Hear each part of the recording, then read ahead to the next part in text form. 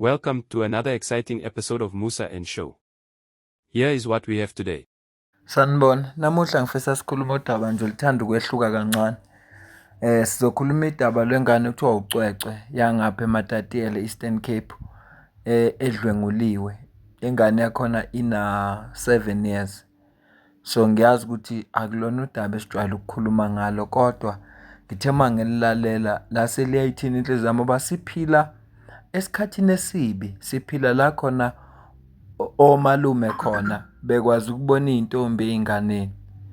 Nayo-ke into eyinkinga khona, angazi mina ukuthi siphile esikhathini esinjani ukuthi umalume ngabona intombi enganeni kuthi umuntu omdala angabuka ingane. Iy'ngane yazi zihamba nqunu phambi kwethu, angazi mina yini engenza ukuthi uqhanyelwe nje ukubuka ingane encane nje ihamba phambi kwakho.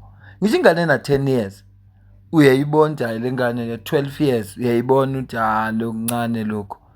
Yazi uke uhluleka ukushela ingane ena-18 ngoba uyayibona incane, noma ingayinhle noma ingama kahle ibe nezinqe ey'nkulu kodwa nokubona ukuthi phandle-ke uma ngathiwa inomzimba okudida yonke umane udide-ke masuzwa iminyaka. Ngiyafisa kodwa-ke ngiyaxaka ingane ena-7 years. Sizolucaphuna lolu daka, socaphuna iy'hloko ey'balulekile bese sikhetha sisidlula siya phambili ngoba sekuze kwangena ngisho MEC of Education kwakhona ney'nyathelo ayithathayo. So khava nje lawo maphathi abalulekile. Ngiyacela-ke ukhomente, ushare, ulike, subscribe kwi-channel. Sizoqala sicaphuna umama wengane achaze ukuthi kwenzakalani, ba-find out kanjani ukuthi ingane idlwenguliwe bese sidlulela phambili. Okay. Into eyenzekileyo bhuti, umntana uhambile waye esikolweni because mina I'm working out of town, Okay. out of iMatatiyela. So ndiba ngokuqala ukuphuma endlini ndibe ngokugqibela ukubuya endlini. Okay. So nge-14 it was on a Monday. Ndibuya emsebenzini utata, which is my husband, complainer about umalume we-transport ubuye late nabantwana esikolweni. Okay. Abesithi ke uzawukwazi ukubathethe nomalume yonke laa nto. Okay, ndiqonda uba uzothatha over kutata, akho problem. Umntwana akananto but akho nto esolisayo that umntwana udlwenguliwe. Okay. Kulalwe nyhani, Tuesday umntwana avuke ahamba esikolweni akathethi into umntwana and yonke into inormal endlini, nam ndivuka ndiye emsebenzini yonke into right. Now I've got a 1-year-old son, oyi-brother kacwecwe. Now on the day ke sivuke engekho right, so mna ndivuke ndiye emsebenzini ndithi no baby mandihambe ndiye emsebenzini, then utata yena ashiyeke endlini, which is my husband, ashiyeke naye umntana athi uzomthatha amse kwi-GP. Ahambe nomntana ngenyani amse kwi-GP. Ndithe sendifikile emsebenzini I felt like mandihambe ndo-assista utata kwi-GP, then ndifike kwagqirha, ndifika sebesithi baphumile bayothatha i-medication epharmacy. Okay. Nyhani ndiye kubo, then we drove home. Normally xa ndiphume early emsebenzini ndiye ndidlule esikolweni ndimpick up umntana because umntana ufunda down Okay. eBellevue College.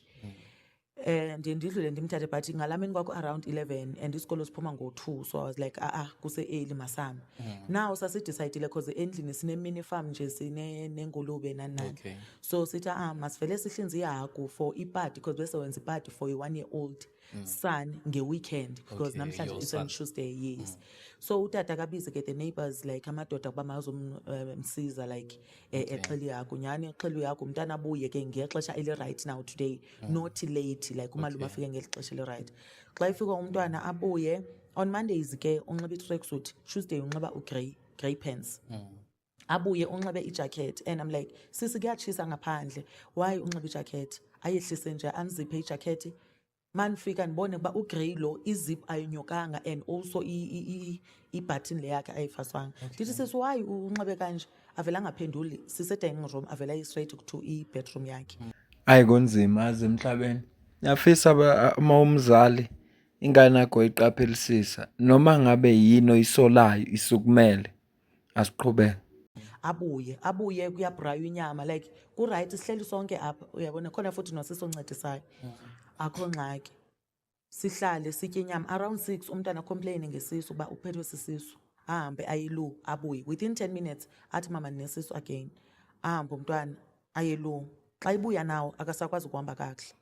uyakhawuleza kukubuya akahlali uyakhawuleza no mama ndinengxaki yesisu xa ibuya ke bhuti mna ndivele ndithi mna okay maybe ebe-constipated umntana because ukhala ngento uthi isempundu isebheke ndithatha ipanado mna ndimnike umntana ndimselise ndithatha antidiarrheal because uthi uyakhipheka ndimnikeze interdiarrheal ndimnxibise ile nto ke iipijama zakhe ayolala umntana ndithi sisi should over anything cela unditatshe now endlini yakhe kulala nomntana lo wam oyinkwenkwe and then ne-helper balala bonke ndithi once ufile anything ebusuku uhambe uzonokha ekamereni yethu so that sicheke ukuba kwenzeka ntoni okay mama now that umntana bengekho right like my 1-year-old son bengekho right on a Tuesday so ndidecide ukuba okay mandivuke ndipheka isapha to assist i-help so that angabe epheka esenza zonke izinto on a Wednesday now because umntwana akekho right ndithe ndisebhizi ndipheka ndisekitchen ndive my husband endibiza baby use-dining room ewe baby ndidibana no-Alu e-dining room Alu akakwazi ukuhamba hayi bo u-Alu now I can see u-Alu impundu uzikhuphe kakhulu now ziphumile I'm like sis utheni athi mama ndivuke 3 times ebusuku bekubuhlungu ndithi ba sis bekumele ubunivusile nje but ingabi nangxaki and besihlutshwa yi-load shedding at the time so ndithatha ifowuni ke mna ndithi yiza siseromini yakho ndizokuchecka ebhek so afike ke ndithi you must kneel ke girl agibele phezu kwebhedi yakhe anile akhuphe impundu ma ndifika ihole ingaka ngisemuva enganeni yabo I'm like hayibo ndithi baby hayi izojonga kwenzeka ntoni emntaneni xa ifika naye hayibo utheni umntana still but indaba ye-rape ayifike kuthi ayifike indaba ye-rape kumntwana oRachel but ndibona phaa I can see uba ayingeke ikhona into erongo apha and ndibona ne-bubbles still ayifike indaba ye-rape kuthi I won't lie ayifike indaba ye-rape now ndithi ngekhe because ebengayanga mos ubaby emsebenzini on a Tuesday now ku-Wednesday ndithi no wena ye emsebenzini because we both working for SAPS ndithi iya emsebenzini mna ndizothatha umntana ndimse kwagqirha nyhani I called my boss ndixele uba ngeke ndileqisa umntwana kwagqirha akekho right nyhani ndiphume 8:30 sibe sifika kwi-GP xa sifika kwi-GP ndingunumber 3 kwi-queue iyahamba ilayini but still umntwana keeps on saying mama ndifuna ukuya ebathroom ahamba ebathroom abuye athi mama kuphuma into but iyafuna ukuza but ayiphumi uyabo I'm like no sis uzoba right but sesizongena kwagqirha mind nje bendibona yonke le nto but u-red around still ayifiki indaba ye-rape ne asiyiphazamise kancane le nkulumo ngiyazi-ke kumuntu oyibhekelela ukuthi uyafisa ukuze ukuthi kuthiwani kodwa ngokomthetho-ke phela kwa-YouTube ngoba kuyona eyami ividiyo angivumelekile ukuyidlala yonke funeka ngiyidlale ngiyinqamule ngiphawule ngoba ngiyakhomenta kuyo kodwa ufuna ukuyibuka la yonke le nkulumo ephelele igama le channel i-Hope Revolution podcast Hope Revolution podcast uzofika uthole a full story ngoba mina into engizoyenza la ikhona i-video ayenzile usisi lo eku-TikTok ayenzile nje echaza isitori sakhe sonke sona lesi ingesilungu leyo video leyo ngase ngithi hayi angithathe yona le ye-Hope Revolution ngoba kuze simazela kule channel Hope Revolution manje ke ngifisa ukuthi ke sizoqhubeka khona manje ngikho ngenzela ukuthi ofuna ukuyazi the whole story ngoba ngeke sibuke the whole story sifuna nje ukuthi asichazele kwenzakaleni bathola kanjani kwenzalani bese sidlula thina siyongena ke endabeni ukuthi MEC utheni ngoba ngizwe ngathi AfriForum irepresenta lo munye umsolwa itheni yona ngoba nayo ine statement le video ngiyasola ngathi izoba into kunamanye ama video sijwayele ukuba nawo ngicela siqhubeke singene consultation room afika ugqirha xa ifika ugqirha athi hayibo yizola bejoke yabona yizola bekuzisobhoy namhlanje ndihamba nayo uboy i-helper ke ndiyithathele because icele ukuba ndiyoyidropha eShoprite yenza izinto zayo then sibesishiyeka thina athi ugqirha ndithi gqirha umntana ulimele andazi ulinyazwe yintoni but eback andazi kwenzeke intoni mkhulu umngxuma wakhe athi ugqirha no makalale ngecala manje mna ndithi mna bendimgoqisile athi yena makalale ngecala anyuse impundo eyi-1 like 1 bum xa isithi inyama ivele iphumeka so athi yo this is beyond my control. This is sexual assault. I ran out. Oh my God. I cried. You know why I cried? It's because I'm also a victim of rape. So I know how it feels. Ndabaleka but ndashiya abantwana ngaphakathi. Abantwana bonke bayakhala and all eyes are on us now because abantu are like ba kwenza kantoni uyayibona. Ndizicenge but ndithi you know what ngumthwalo wami lo. I need to push. Okay. Ndingene ngaphakathi ndiye kugqirha ndithulise lo mncane uyakhala ndizame nogel so ugqirha aphinde amtshekhe nangaphambili ugel because mna bendifowukhase emva amjonge ngaphambili xa ifika athi sisi udlwenguliwe umntwana. But now i-penetration, yes, but i-penetration sithetha ngomntana oyintombazana apha. But i-penetration engasemva ayifani nengaphambili. Ngaphambili ufakile but not deeper compared to ngasemuva, yebo. Yo, ibhlungu ke le ndaba ngoba umntwana udlwengulwe ngemuva nangaphambili. Sikhuluma la ngomntwana ona 7 years. Ube na 7 years ngonyaka ophelile uzoba na 8 years kulonyaka esikuwo 2025. Lesigameko semehlele ngonyaka ophelile. Ngefisa ukuthi sidlulele phambili manje. Sifike la usisazochaza khona ukuthi uma sebesuka baye emaphoyiseni kwase kwenzakalani. Ebese siphuma lapho ke sesibona ukuthi siya kanjani phambili. Kodwa nje indaba ebhlungu ngempela mawuza ukuthi kunomuntu onesibindi sokudlwengula ingane na 7 years. Angazi neqhanyelisa umuntu mayibona ingane na 7 years. Angane esikoleni ingane la othisha bonke abantu basenza khona bafana nomzali enganeni. Asiqhubeke. Sithini ke ngoku athi ubhala incwadi refer to i-psychologist so that yenze report then we proceed to a police station solve the case. Okay, ndithatha abantwana ndibafake emotweni sodlula kusisi usebusy the helper ndifonele my husband baby umntana urechiwe naye uyabuza njani nini besiphi like kwenzeka ntoni naye apenike ngoku athi no ndiyeza ngizozama ukuba mandiphume emsebenzini. Okay fine, siyofika kwi-psychologist lese referishwe kuyo ikhona i-note. Xa ndifika khona kuthiwa kuyabhukhwa funeka wenze appointment. Okwesibini i-medical aid yethu lesiyisebenzisayo ayisebenzi khona. Okay, what's next? Because now yonke into i-agent and ingane ayikhona uhamba. Umntana ifundisuka naye apha from point A to point B funeka ndiphakamiselwe sikhona istroller lo mncane ngasasifuna istroller ndiphakamisana so yulo muntu manje I need to be stronger, yabo. Siphume ndithe xa ndidriver ndisiye police station I was like no mandingayi police station mandithiva isikolo because sisetown vele. Mandithiva isikolo ndayofika esikolweni mandifika esikolweni ndifike ndirenga ibhell fortunate enough kuze usisi ovele andazi noba i-receptionist sorry or ungu-clerk but nibe sithi sisi nantsi imoto ndiyipake phaa umntwana uphaa ningamangali wayo umntwana engekho esikoleni umntwana udlwenguliwe andazi ngubani andazi nini ana-information but bendifuna niyazi because umntwana akazuze esikoleni. Nyhani ndiphume ndileqe police station. Xa ndifike police station eMathatele police station yonke into iphushe nje bhuti like sincedakale I don't want to lie. Na abefika futhi no-husband naye ebona umntwana abe ugele elinye ipolisa lisithi cela uthetha naye ugele akasafuna ukuya kwasemntwini ngoku so ani-assiste ngalo mncinci ke ngoku phela. Inzima ngempela indaba yale ngane. Sebefikile ke manje police station usisi udlulile esikoleni wafika wababikela ngesimo sengane. Usese police station manje. Ngifuna ukudlula ngifuna la kuvula khona icase ngoba ngineletha ephuma esikoleni yangonyaka uphelile. Ngifisa sizama ukuzicover zonke lezi zinto engakho ngithi le video namuhla izoba into kwedlula wonke ama-video engeke ngawenza. Asiphinde simcaphune ke siza ukuthi base bemsiza kanjani epolice station wagcina futhi enze njani endabeni medical aid. Interested lapho nje bese siyinqamula nizongithethelela. Sorry to cut you. How old is your child? She's 7. She's 7 Yes, years she'll old. be turning 8 in September. How long ago did this happen? It happened on the 14th of October, this thing. The reason why we are saying on the 14th, even though we discovered this incident on the 16th, it's because of it tracks with way in 14 you been a blood stains. Okay. Yes. Alright. Eza grey pants ezi wefike izip ingonyoswanga zona akho gazi but itrack bottom yona inalo gazi itrack bottom ngesayithatha ke sayinika amapolisa. Yes. So we drove to eThuthuzela now esibhedlela esikothwa ngamapolisa safika wacheck umntwana. Now ifocus yethu kuyo yonke lento sifocus ku Tuesday. Asemjonga ngo Monday next sifocus ku Tuesday kuba kwenzeke into on Tuesday. We don't have a clue.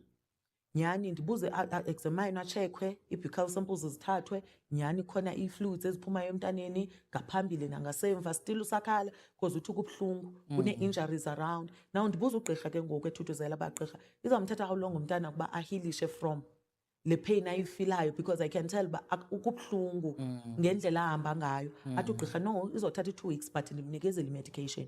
Ithi ke mna okay nyani siphume sihambe siye endlini. Ngiyacela ofuna ukusazi a full story akaye kule channel Hope Revolution Podcast la azofika sithole khona. Thina angeke sikwazi ukusithatha sonke, sizocaphuna lokho esikucaphunayo.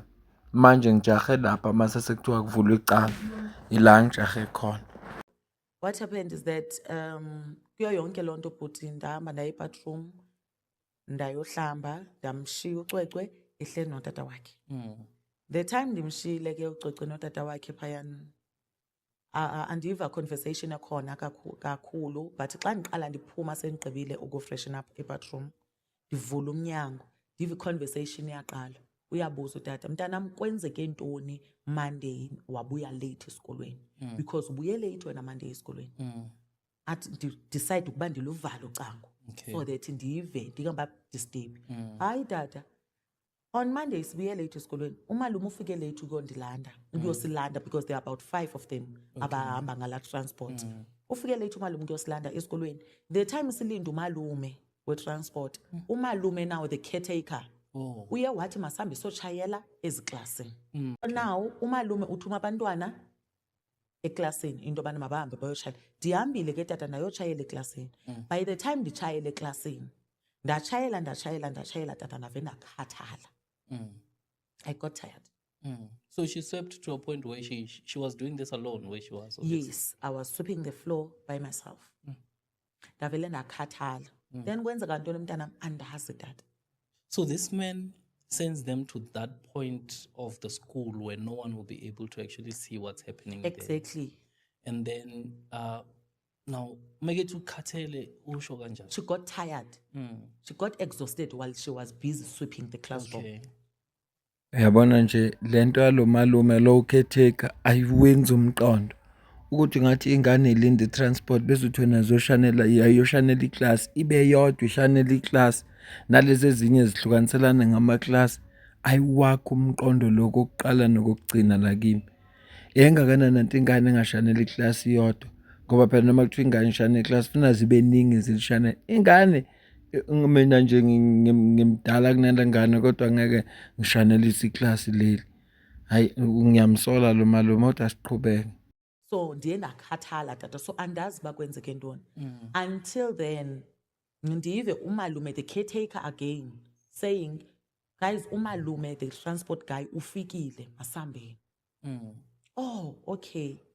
What I did ke siphela apha istori andithi ndivele ndiphume ebathroom ndihambe ndothatha ifowuni yam ndibuyele back to ebathroom ndifowunele umalume we-transport. Malume, kwenzeke ntoni on the day ubufike late ukuyothatha abantwana? Sisi ndiyaxolisa bendingekho mna for ukuyobacollect abantwana. So ndicele omnye umalume esidrayive iteksi zomuntu oyi-1 into yoba ndicela ayondithathela ntoni abantwana. Now ufike late ke ngoku umalume because mna ndiye na-receive icall esikolweni kuthiwa abantwana abalandwanga. Oh, but still inikeza a question mark because kwesaa sikolo if umntwana akalandwanga kufowunelwa umzali. Inetwork ibikhona but bengekho load shedding. Iifowuni zam bezi-on nezikathatha ifowuni bezi-on but zange sifowunelwe. But they decided to call bani umalume. Lena incwadi ebhalwe isikole ibhalela umzali ithi dear parents and guardian. Ngiyathemba ukuthi le message ikuthola ukahle. Sibhala le ncwadi ukukhuluma ngodaba lo lesesilibona liseculator ku social media mayelana nesigameko okuneyinsolo ukuthi senzeke esikoleni sethu. Sicela nikunote lokho ukuthi kulesikhathi esikuso manje akunabufakazi obuveza ukuthi ngempela lesigameko senzeke kulesikole. Kodwa esifisa ukuku-ashora kini ukuthi lolu daba silithatha serious futhi sifuna ukunazisa ukuthi isikole sizoqhubeka si-operate nje ngokujwayelekile. Lesigameko lesi sireportiwe kuwo wonke ama-relevant stakeholders okubalwa kuwo umndeni, amaphoyisa, i-Department of Education, Social Development kanye nabezindaba. Meeting ebeyinabo bonke labantu ebesinayo izolo senze isiqiniseko sokuthi siyathemba siyazibophezela ekutheni sizobambisana sibonisane kukho konke.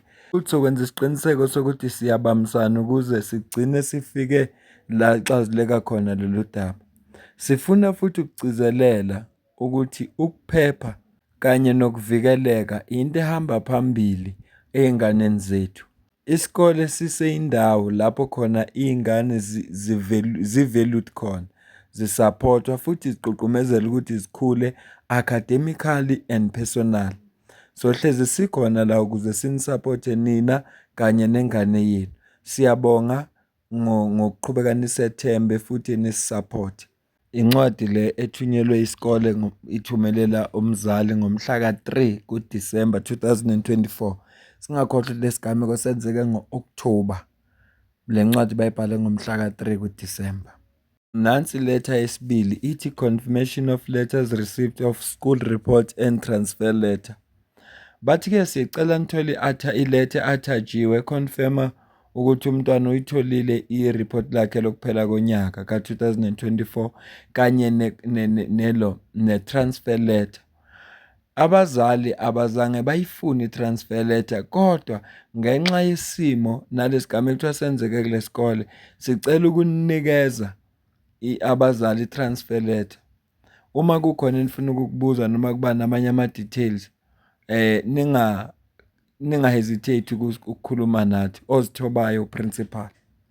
Kuyiletha yangomhla ka-3 bekuthiwa bazoqhubeka bamsupporte umzali kanye nengane kulesigameko esimehlele. Manje sekuthiwa cha, sifake i-report lakho saku-attachela ne-transfer letter. Osho ukuthi lo mntwana sebeyamxosha kule sikole abasamfuni, sekufuneka ubheke esinye isikole. Incwadi le nikhishwa uprincipal. Uke washo-ke umama womntwana ukuthi yena noprincipal bake bagejana. Ngizoza ukuthi bagejanaphi ngoba kwenze njani. Ngizoza lapho kodwa bengifuna ukuthi ngiqale siyendlalele kahle inkulumo uyizwe ukuthi kwenzakalani. Ngicela ucaphuna nangu. Bafowethu yazi ngike ngaba live earlier on ngikhuluma indaba kasisomncane uCece lento eyenzakalile kuyena. Ibhlungu lento wangempela and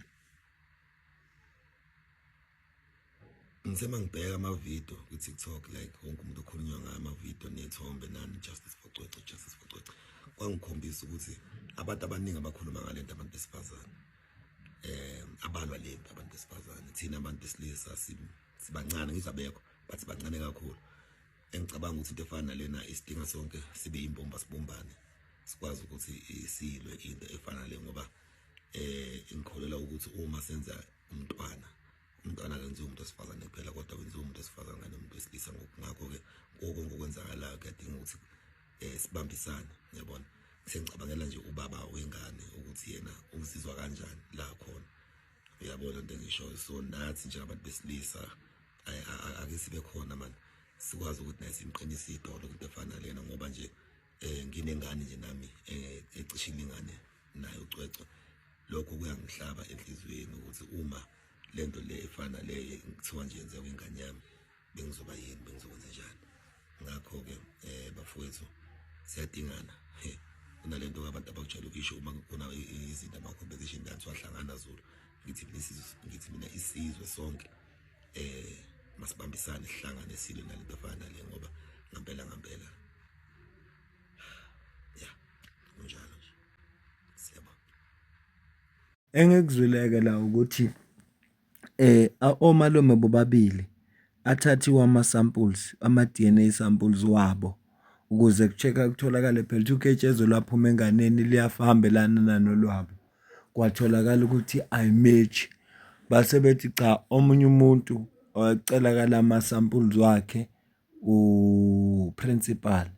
Ngeshwa-ke uprincipal wanqaba. Ila kusuka khona umsindo-ke njengoba vele begejene noma wengane. Unqabile-ke uprincipal nama-sample wakhe. I-AfriForum ngemmele ikhipha istatement angazi noma sosifunda na ngoba sobazinto baziwu-2 istatement ze-AfriForum. I-AfriForum-ke emele uprincipal ibhale nansi incwadi ngomhla ka-17 kuFebruwari 2025 ibhalela u-Station Commander we-South African Police Services eMatatiele. Bathi-ke DSA Matatiele case 5110 of 2024. Iclient yabo uYako Pithese.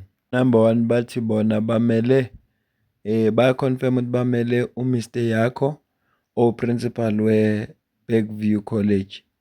Bathi case le involve ama-allegations are-serious ukuthi eBergview College kunomntwana owarejwa ngayi-14 zika-October 2024 futhi bayaqonda ukuthi umama ozala lengane usebenzela i-South African Police Service and u-active ku-social media. Bathi bobabili umama wengane ibe-victim kanye no-principal bane-concern ukuthi lolu daba lolu under investigation usho ukuthi amaphoyisa ayishayela nje ngonyawo lonwabo ngoba sekudlule i-4 months kodwa akukho lutho olwenzekayo. Baqhube bathi noma bengenayo i-case docket ezobatshela ne-statement futhi ezosho ukuthi kwenzakalani during investigation, bathi kodwa baya-assume ukuthi umntwana lo oyi-victim akakwazanga ukudescribe noma ukukhomba umuntu oyi-suspect. Noma umama wengane eyibikile eripothile indaba ye-rape esikoleni futhi ubelokhu exhumana ne-client yabo ngamayelana naso lesigameko esingesihle. Bathi futhi bafisa ukudlulisa nabo ukucasuka ngenxa lobugebengu obenzeke enganeni futhi bafisa ukuthi kubanjiswane ukuze ku-assistwe amaphoyisa ukuze kuzome ukusolva le case. Kodwa kuma-instructions abatholile ukuthi uCaptain Javu oyi-investigation officer kule case u-approach-e uMr Pieterse wacela ukuthi ucela naye ama-buccal samples wakhe. Manje bathi lesicelo esibese irrational and esi-unwarranted. Bathi futhi uMr Pieterse akayena umsolwa futhi akakaze abomsolwa kulesigameko. Bathi futhi ukuclaima into engasisho njalo izobe contradictor wonke ama-fact aseqoqiwe. Bathi i-client yabo le principal kule sikole uzizwa devastated ukuthi sekune-suggestion ukuthi yena angaba umsolwa nanokuthi lento iziya-entertain. Bayaqhubeka aba-AfriForum bathi although bona bene-understanding ukuthi kungani uCaptain Javu ebehave ngalendlela, kodwa kufuneka ba-state ukuthi lento ayenzayo ayikho semthethweni ukuthi sekangathatha ama-buccal samples from uMr Pieterse kuyi-abuse nje ye-process. Bayaqhubeka-ke aba-AfriForum lapha ku-number 10 bathi le abuse ye-process ifaka i-client yabo esigabeni esinzima ngoba ukuvuma kwakhe ukuthi akathatha ama-samples kumenza suspect futhi ukunqaba kwakhe ukuthi athathe ama-buccal samples kumenza futhi suspect. Nevertheless, bathi kuwama-instructions wabo ukuthi funeka ba-cooperate kanye namaphoyisa and bayacabanga ukuthi noma isiphi isicelo esocelwa amaphoyisa kodwa sihambelana ne-Criminal Procedure Act bazosivuma. Kodwa le yokufuna kwama-buccal samples from kumuntu ongeyona i-suspect ongeyena umsolwa abazibona ukuthi irrelevant kanjani and izoyisiza kanjani investigation ukuya phambili. Into yokuqala-ke le ekhishwe i-AfriForum izama ukuchaza ukuthi kungani iclient labo lengazange livume ukuthi kuthathwe amasampuli kulo ngoba phela omalume bawasubmithile amasamples wabo abuya. Mina ukube njengami nje kube kuthiwa ayacelwa ngoba phela lana kuzanywa ukuresolve i-case nami bengingavuma ngithi athatheni ngoba sonke asazi kwenzakaleni, kodwa vele ukunqaba ka-principal kuyangisolisa. Iyo-ke lento esusa abantu phansi yenza ukuthi abantu bethi kufuneka i-justice for ucwecwe bamashile. Kuningi nje okwenzekile, asizame ukuthi sikhathule ngoba ngifisa ukufunda iletha yesibili ephuma ku-AfriForum. Phinde ngifunde futhi iletha ekhuluma ngokudirejistwa kwalesikole ngoba kuneletha kamanje ngineletha ekhuluma ngokudirejistwa kwalesikole, kukhona u-MEC ekhuluma ngokudirejistwa futhi kwalesikole. Lena-ke iletha yesibili ebhalwe i-AfriForum ibhale ngomhla ka-29 kuMarch 2025 usho ukuthi ngeSabatha, ngeSaturday. Ibhalela futhi yena u-Station Commander we-South African Police Services eMatatiele, DSM. Matatiele case 5110 of 2024, rape our client Jacob Pieterse. Bathi-ke le letha i-reference ihambelana naleya letha ababeyithumele ngomhla ka-17 kuFebruary 2025 okungukuthi baphatheke kabi ngoba azange bayithole impendulo. Bathi-ke njengoba bazi ukuthi i-client yabo ayiwona umsolwa kuleli cala, and futhi is it unacceptable lethi laba bazange ba-respond, and lento ayibaphi i-update yokuthi kahle kahle iliphi icala abekwe lona naleli futhi eli-investigate-wayo. Bathe noma besahleli besalindele impendulo ezobachazela ngokuthi kwenzakalani, base in the meantime bakuzwa ukuthi kunamanye ama-development asekhona alinki i-client yabo kanye nale investigation. Lama-development lawo asehambe kakhulu kwi-media ekhishwa i-Department of Education yase-Eastern Cape esuggest ukuthi i-Bergview School seya-deregister ngenxa yokuthi basebethi open quotes, i-department i-concern ngokuziphatha kuka-principal ukuthi angavumi uku-cooperate ne-South African Police Services. Baqhubeka-ke bathi i-client yabo iyaphika yona ukuthi ayizange ivume ukubambisana namaphoyisa, futhi kulelu daba bayafisa ukuthi uphinde ubuyelwe emuva kuyobhekwa from paragraph 8 kuya ku-paragraph ku-13 kule letha abayithumela ngomhla ka-17 la abachaza khona ukuthi uMr Pieterse akakaze futhi akayona i-suspect kule investigation. Uma ubheka ku-second last paragraph bathi-ke bona bayi-advisile i-client yabo ukuthi ingaprovide ngalamasampuli until ichazele kabanzi ukuthi kungani ibalulekile lento kule investigation, futhi bazoyicabangisisa i-advice yabo uma bengathola a formal request ezobe iza ku-client yabo ihambelana nomthetho okhona ku-Criminal Procedure Act. Last paragraph bathi batsheliwe ukuthi la kunama-allegations abenziwe ngabanye abantu khona esikoleni. Manje ayiphelelanga ngale paragraph, angikwazi ukuqhubeka nayo. Ngishilo-ke abantu laba bekuney'nsolo ngabo beku-caretaker kanye no-driver, laba abasubmithile ama-samples wabo kwangatholakala lutho kubo aba-negative. Njengoba uzwa-ke ngalesi sizathu i-department igcine yathatha isinqumo sokuthi cha, iyasidirejista isikole lesi, osho ukuthi-ke asesona isikole esirejistiwe ngokusemthethweni, siyavalwa ngenxa yokuthi uprincipal akafuni uku-cooperate. AfriForum-ke ithumela iletha ithi cha, uprincipal adviswe yibo ukuthi anga-cooperate, ifuneka amaphoyisa abatshele ukuthi imuphi umthetho abasebenza ngawo according to i-Criminal Procedure Act ngoba uprincipal akayena umsolwa. Kodwa-ke la kuya-investigate futhi-ke nami ngesingami noma ngingawazi umthetho ubezoba umsolwa kanjani uprincipal ngoba ingane ayazi kwenzakaleni. Yingakho abantu ababili abebekhona ukhetheko othi ayoklina iclass nomalume oyilandile bethathiwe nabo kwathiwa cha, sicela ukubona ukuze sizokwazi ukuhlanganisa. Ngoprincipal kube beyangazi lutho, bekufuneka avume ngoba ezazi ukuthi umsulwa, kodwa ukubaleka kwakhe kuyasolisa. Hayi, okuzoba lula sizomcaphuna u-MEC. Angeke ngisasifunde istatement, sizoba side kakhulu. Sizocaphuna u-MEC bese siyayivala le video ngoba inhloso yami bengithi angikulethele lolu daba ngenzela umuntu ongazi nomuntu ozwe isayide eyazi ukuthi manje kwenzakalani kulo lonke udaba. Ngicela-ke uzwe la. Let's begin with your decision to deregister the Bergview College. What is your decision premised on?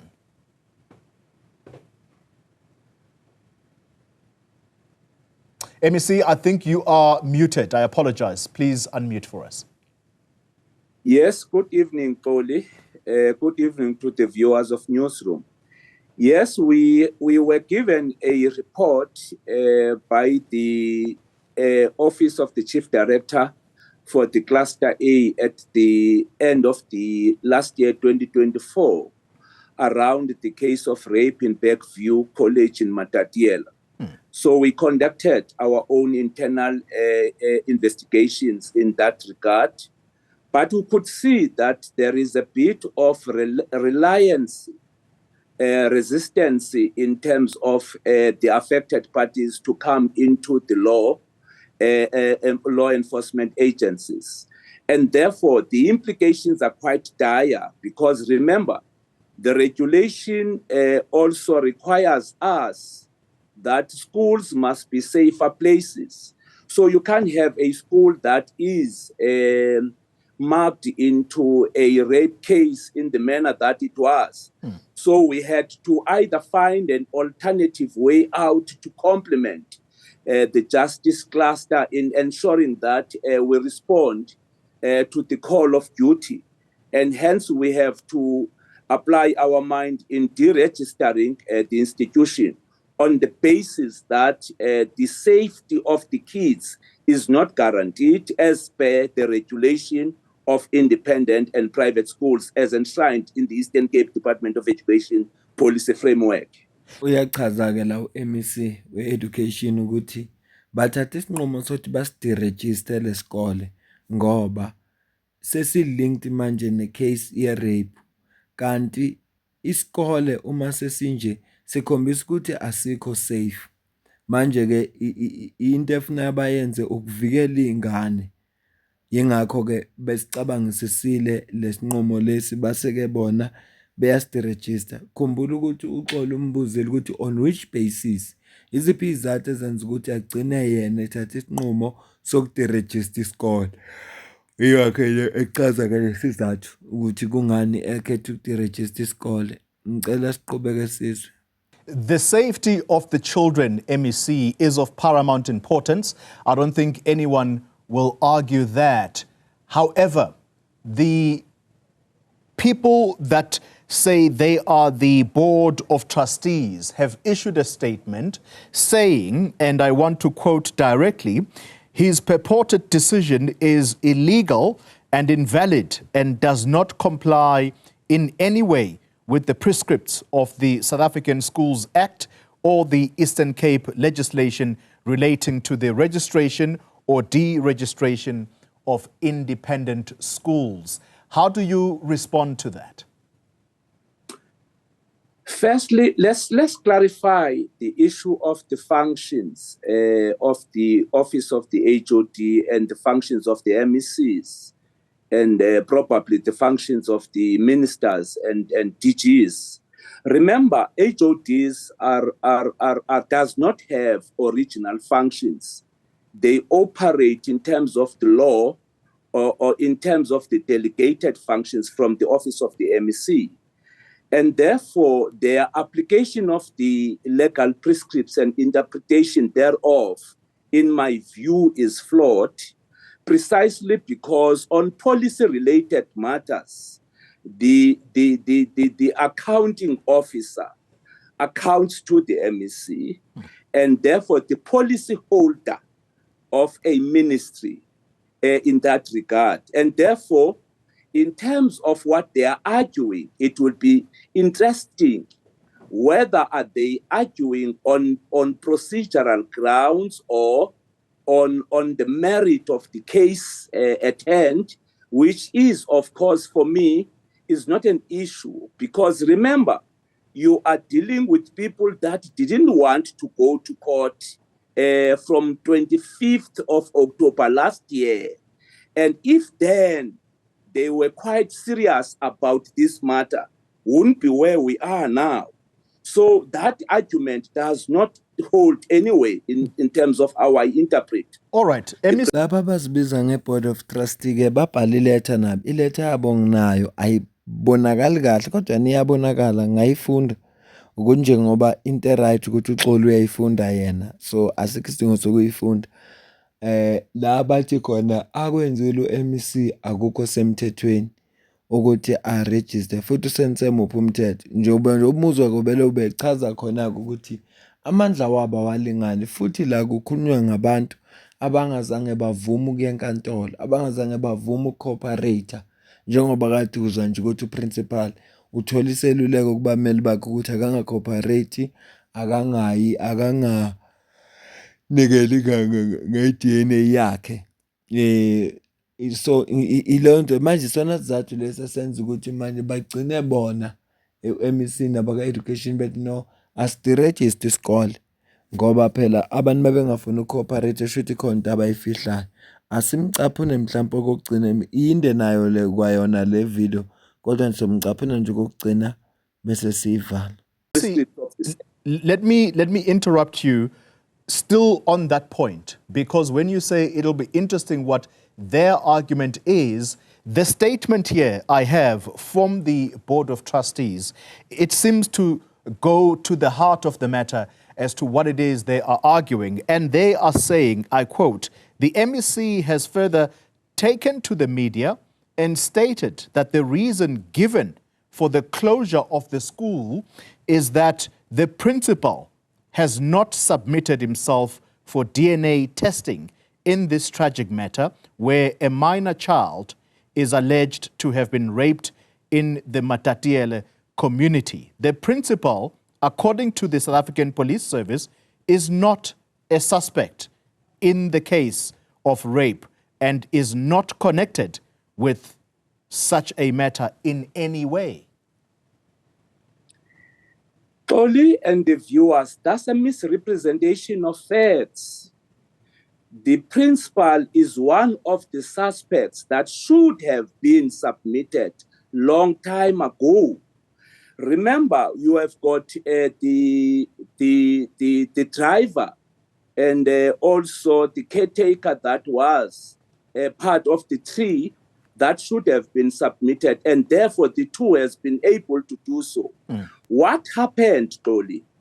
When this one has to go to the DNA test, he quickly ran to his own lawyers as a means of running away from the call from the investigations that have been done. So that's a misrepresentation of fact that the SAP records does not cite him as one of the suspects that has to be undergoing the DNA test. Now kumbuza bawubuza ukuthi cha MEC ngoba phela la siyabona ku statement sakho uthe isizathu senza ukuthi uvale isikole ukuthi uprincipal azangavume ukuthi anikele nge-DNA yakhe kanti futhi la uprincipal akakazi abe suspect futhi akayona isuspect kulolu daba kodwa ke mayisechaza uMEC uthi cha iSAPS beyingeke ibe ne-interest ku principal engesiyona isuspect uyisuspect futhi bebengasho bambopha bebethi akanikele nge-DNA ngoba funeka kutholakala iqiniso ukuthi ubani lonye kube zingane ngakho ke yena into awayenzile ukhetha ukuthi aye kumaloya wakhe apha sebhala lencwadi ade siyifunda ke amaloya akho kuyi-AfriForum ammela ukuthi cha uma lento izokwenziwa akukhulunywe ukuthi imuphi umthetho ku-Criminal Procedure Act. The school, it would appear, MEC, it has taken action against someone whom they identify as a non-educating employee of the school who is allegedly a person of interest to the subs and has been placed on indefinite leave pending the finalization of the SAPS investigation. This is as a precaution to protect the rights of all concerned. Do you know the person that they seem to be referring to here? That's another interesting aspect, Toli, because remember, the caretaker that they're referring to is an African man and is also part of the ones that are currently investigated by the police. And now they have immediately, he subjected himself into what the law enforcement agencies requires him to do. They quickly suspended him and not suspend the ones that we are talking about here, which is the principal, and also try to do any tricks in the book to make sure that he doesn't appear before the court of law. And I can assure you, during the course of the week, he is either going to go to court or he's going to be arrested. I can assure on that one. You're referring to the principal right now? Yes. Hey, ubuthongo sebungihlasela. Kodwa ke angiphawula kokugcina. U-MEC la uyasho ukuthi njoba besho bona esikole ukuthi kunomuntu bona ongafundisi kodwa oyisuspect yabo sebemsuspendile futhi abafuna amaphoyisa am-investigate. Uthi ke u-MEC mayiphendula interesting kakhulu lento abayenzile ngoba ukhetheka lokhulunywa ngayo umuntu omnyama futhi ukhetheka ke bavele bammisa emsebenzini. Into enhle ngaye uyacooperate ngoba ungomunye wabantu aba-investigatwayo. Uyacooperate namaphoyisa yingakho kuthiwa makufuneka i-DNA yakhe wangabala ey'ningi wanikela ngayo. Kodwa-ke uprincipal uvele wabaleka wayofuna amaloya. Kungani engenzanga njengokhetheka? Nesikole naso uma besivikela ingane lesikole kungani singashongo ukuthi principal nikela phela isampulu unless kukhona okwaziyo ngoba phela uma kukhona akwaziyo angabaleka. Ngiyacela ukuze ukuphawula kwakho ngalolu daba ngizwe ukuthi wena kuthini ukubona kwakho. Ngiyazi ke le video namhlanje inde kakhulu kwedlula wonke amavideo esike sawenza kule channel. Isime besisiphoqa bengeke ngikwazi ukuyifaka ngenye indlela befuneka ngiyifake kanje ibe yinde njengoba iyinde. Sizozwa ke ukuhamba kwesikhathi ukuthi kuthiwani ngalolu daba. Bengithi nje angililethe lolu daba ngoba lo daba olutrendayo futhi engithe mangilibona ngabona ukuthi angeke ngikwazi ukuhlala ngalishare ngoba lithinta iy'ngane zethu. Siphila nabantu engingabazi mina ukuthi banjani kodwa u-MEC ashorile ukuthi liyophela iviki uprincipal uyobeboshiwe. Usho njalo wathi lana iviki liyophela uprincipal uyobeboshiwe. Mina nawe asidibane kwivideo elandelayo. Ngiyabonga.